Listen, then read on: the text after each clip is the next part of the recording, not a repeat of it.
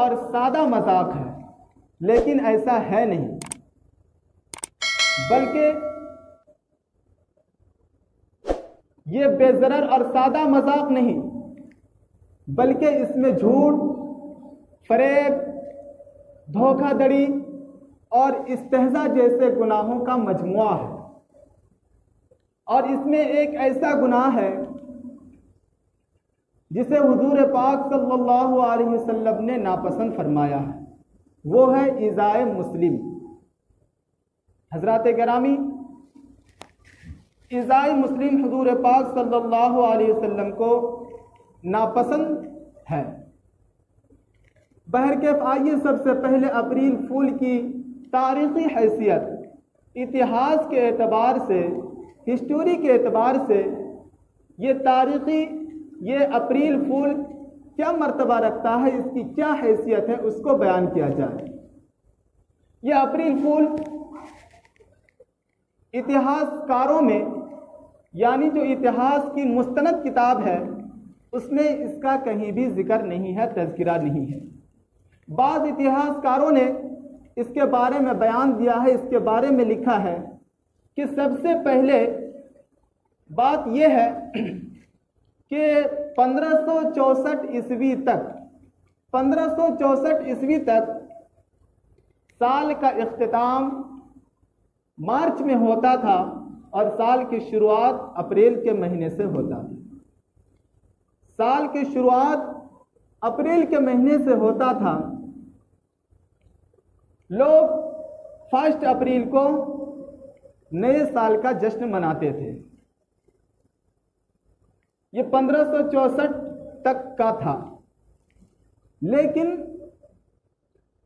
پھر ایک pope Gregory, انہوں نے لوگوں کے سامنے ایک کیلنڈر متعارف کرایا، لوگوں کے سامنے ایک کیلنڈر پیش کیا جس میں سال کا آغاز، سال کی ابتدا، سال کی شروعات جنوری سے ہوئی۔ پھر اسے چارلس نے اس کیلنڈر کو رائج کیا، ایجاد کیا، اس کیلنڈر کو رائج کیا جس میں جنوری سے سال شروع ہوتا ہے۔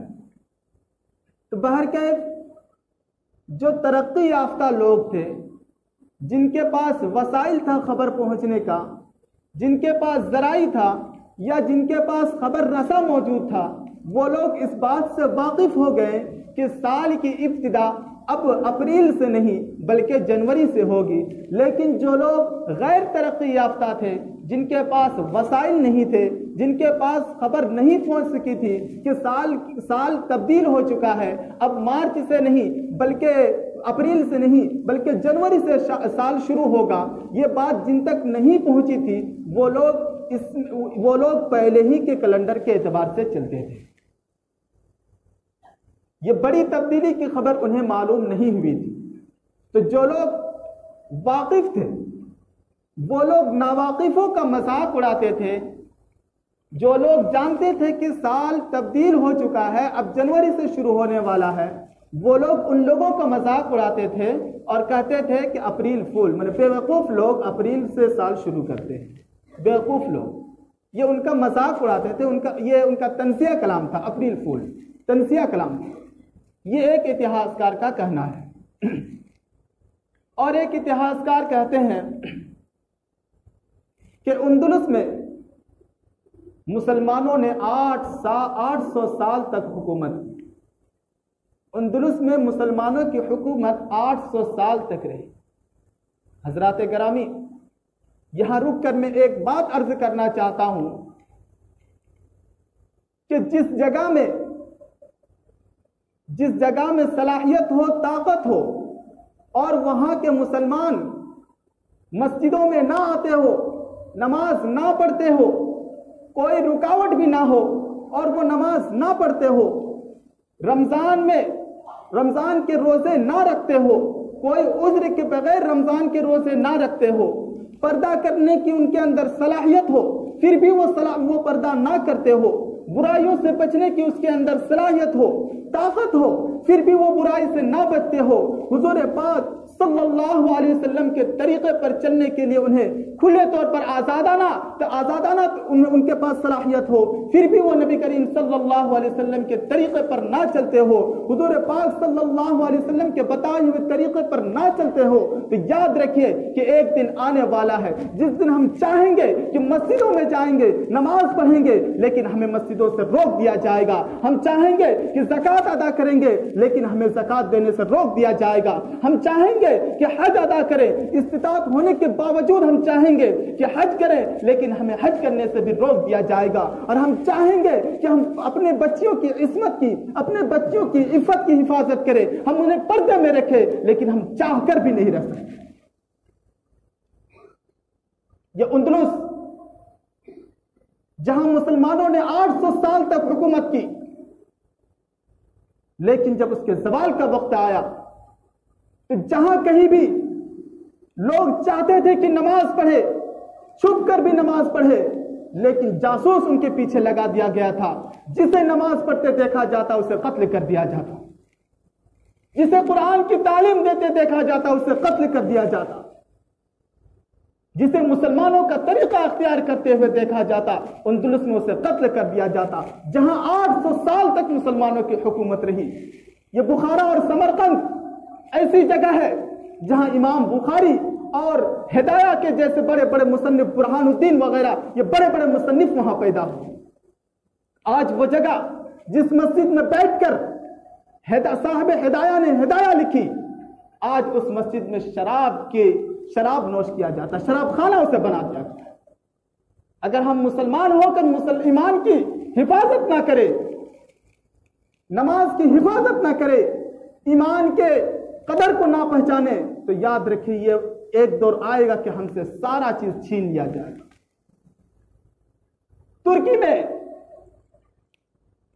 ترکی میں وہاں چاہ کر بھی لوگ داڑھی نہیں رکھ سکتے۔ یہ تو دور کی بات ہو گئی، ہم اپنے دیش کی بات کریں، کچھ دن پیچھے جائیں، ایک دو سال کی بات ہے کہ ایک وقت ایسا تھا کہ ہم مسجد میں آنا چاہتے تھے، نماز ادا کرنا چاہتے تھے، لیکن ہمیں نماز ادا کرنے کے لیے مسجد میں آنے نہیں دیا جاتا۔ یہ جھلکیاں ہیں اللہ تبارک و تعالیٰ کی طرف سے، یہ جھلکیاں ہیں۔ ابھی بھی اگر ہم سبق حاصل نہ کریں تو یاد رکھیں وہ دور دور نہیں۔ اور آج کرناٹک کے اندر میں دیکھ لیجئے کہ بچیاں پردہ کرنا چاہتی ہے، پھر بھی انہیں پردہ کرنے نہیں دیا جا رہا۔ تو میرے معزز حاضرین، اللہ نے جو وقت دیا ہے، جو آزادی دی ہے، اس آزادی کو غنیمت سمجھے۔ اور پھر کچھ دنوں بعد رمضان کا مہینہ آنے والا ہے، اس رمضان کے مہینے کو غنیمت سمجھے۔ کہیں ایسا نہ ہو کہ چاہے ہمارے دل میں تڑپ ہو کہ ہم نماز ادا کرنے کے لیے مسجدوں میں آئے اور ہمیں مسجدوں سے روک دیا جائے۔ ہمارے دل میں چاہت ہو کہ ہم رمضان کے روزے رکھیں، پھر بھی ہمیں رمضان کے روزے سے روکا جائے۔ ہمارے دل میں چاہت ہو کہ ہم حج کریں، لیکن ہمیں حج سے روک دیا جائے۔ یہ ہو رہا ہے، یہ اللہ تبارک و تعالی جھلکیاں دکھا رہا ہے کہ جو ایمان کی قدر نہیں کرتے، اللہ تبارک و تعالیٰ کسی کا محتاج نہیں، اللہ بے نیاز ہے، اللہ جس سے چاہتا ہے اس سے کام لے لیتا ہے۔ اگر اس غرور میں، اس گھمنڈ میں نہ رہے کہ ہم مسلمان ہیں تو اللہ صرف ہم ہی سے کام لے گا۔ حضرات گرامی، ہمیں اس وقت کو غنیمت سمجھنا چاہیے، اس آزادی کو غنیمت سمجھنا چاہیے کہ اللہ نے جو ہمیں ایمان دی ہے، اس ایمان کے قدر کرنے والے ہوں، اس کی حفاظت کرنے والے ہوں، اس پر جنگ کر رہنے والے ہوں۔ بہرکیف اندلس کے بارے میں آتا ہے کہ 800 سال تک وہاں مسلمانوں کی حکومت رہی۔ میں اپریل فول کے بارے میں تاریخی حیثیت بتلا رہا تھا کہ اندلس کے اندر 800 سال تک مسلمانوں کی حکومت رہی، اور پھر جب عیسائیوں کا قبضہ فرانس یعنی اندلس کے علاقے میں ہو گیا تو عیسائی مسلمانوں کو پکڑ کر قتل کرتے رہے اور وہاں خون کی ندیاں بہانا شروع کر دی، سارے مسلمانوں کو ختم کر دیا۔ اور جو کچھ بچے کچے مسلمان تھے انہوں نے اپنا روپ عیسائیوں کی طرح کر لیا، اپنا بھیس عیسائیوں کی طرح کر لیا، عیسائی بن گئے۔ لیکن وہ بادشاہ فریڈینڈ نام ہے ان کا، وہ بادشاہ اس کا بھی پیچھا نہیں چھوڑتا ہے اور اس کے پیچھے جاسوسی لگا دیتا ہے، جاسوسی کر کر کے ایک ایک مسلمان کو قتل کر دیا جاتا ہے۔ بالآخر وہ بادشاہ اس میں بھی ناکامیاب رہتا ہے۔ پھر وہ ایک منصوبہ بناتا ہے، ایک مشن بناتا ہے کہ مسلمانوں کو اندلس کے اندر سے کس طرح بالکلیہ طور پر ختم کر دیا جائے۔ تو انہوں نے ایک مہینہ پہلے سے، اپریل کے وقت ایک مہینہ پہلے ہی سے وہ بادشاہ فرینڈ انہوں نے اعلان کرایا، پورے اندلس کے اندر ایک مہینہ پہلے ہی سے اعلان کرانا شروع کیا کہ جو لوگ ابھی بھی اندلس کے اندر مسلمان بچے ہیں وہ غرطانہ میں آ جائیں۔ غرطانہ ایک جگہ کا نام ہے جو الحمرا کے قریب ہے، جہاں سے سمندری جہاز روانہ ہوتے ہیں۔ تو اس بادشاہ نے اعلان کرایا کہ جتنے بھی مسلمان بچے کچے ہیں وہ غرطانہ کے میدان میں تشریف لے آئیں، غرطانہ آ جائیں، اور انہیں یقین دلایا، اعتماد دلایا کہ ہم ان کے ساتھ کوئی دھوکہ دڑی نہیں کریں گے، انہیں ماریں گے نہیں، انہیں قتل نہیں کریں گے، ان کے ساتھ کوئی سازشیں نہیں کریں گے۔ اس یقین دہانی کے ساتھ تمام مسلمانوں کو غرطانہ میں بلایا گیا اور بہت سارے مسلمان بڑے بڑے میدان میں جمع ہو گئے۔ جو لوگ، وہ بادشاہ جو جاسوسی سے بھی ناکامیاب ہو چکا تھا، اس نے یہ منصوبہ بنایا، تمام مسلمان اس میدان میں جمع ہو گئے۔ جب سارے لوگ میدان میں جمع ہو گئے تو بحری جہاز یعنی سمندری جہاز میں سب کو سوار کیا گیا۔ اس میں بچے بھی تھے، بوڑھے بھی تھے، خواتین بھی تھے، مرد بھی تھے، سب لوگوں کو اس کے اندر، جہاز کے اندر سوار کیا گیا اور پھر اس جہاز کو روانہ کر دیا گیا۔ جب جہاز گہرائی میں پہنچی تو بادشاہ نے اپنے منصوبے کے اعتبار سے، اب جو اس نے منصوبہ بنایا تھا، مشن بنایا تھا، اس مشن سے اس جہاز کو غرق کر دیا، ڈبو دیا۔ تمام مسلمان ہمیشہ کے نیند سو گئے، تمام مسلمانوں کا خاتمہ کر دیا گیا، جو بھی اندلس میں بچے کچے مسلمان تھے ان کا بھی خاتمہ کر دیا گیا۔ اور وہ تقریباً 1 اپریل تھی اور اندلس کے بادشاہ نے بڑی خوشیاں منائی، جشن منایا، اپریل فول کے، اور اس کا نام دیا اپریل فول، کہ ہم نے مسلمانوں کو بیوقوف بنا دیا۔ مسلمان چھپے ہوئے تھے، بھیس بدل کے چھپے ہوئے تھے، ہم نے اس کو لا کر سب کو بیوقوف بنا دیا۔ یہ اپریل فول یعنی ہم نے مسلمانوں کو بیوقوف بنا دیا۔ اور یہ جشن اندلس سے نکل کر دھیرے دھیرے یوروپ پہنچ گئی اور یوروپ نے فتح عظیم کے طور پر خوشیاں منائی، بڑی فتح، بڑی کامیابی۔ حضرات گرامی ذرا غور کرے کہ اپریل فول ہمارے گھروں تک داخل ہو چکا ہے، بچے جان چکے ہیں کہ اپریل فول کیا ہوتا ہے، لیکن اس کی اصل حقیقت نہیں جانتے ہیں۔ یہ مسلمانوں کے بربادی کا نام ہے اپریل فول۔ جس طرح مسلمانوں کو بدنام کیا گیا، برباد کیا گیا اور اس کا نام دیا گیا اپریل فول، بیوقوف ہونے والے لوگ، بیوقوف لوگ، تو اس اپریل فول کو آج ہم لوگ مناتے ہیں۔ کیا کر رہے ہیں ہم لوگ کہ اپنی بربادی کو ہم خود ہی اپنا رہے ہیں۔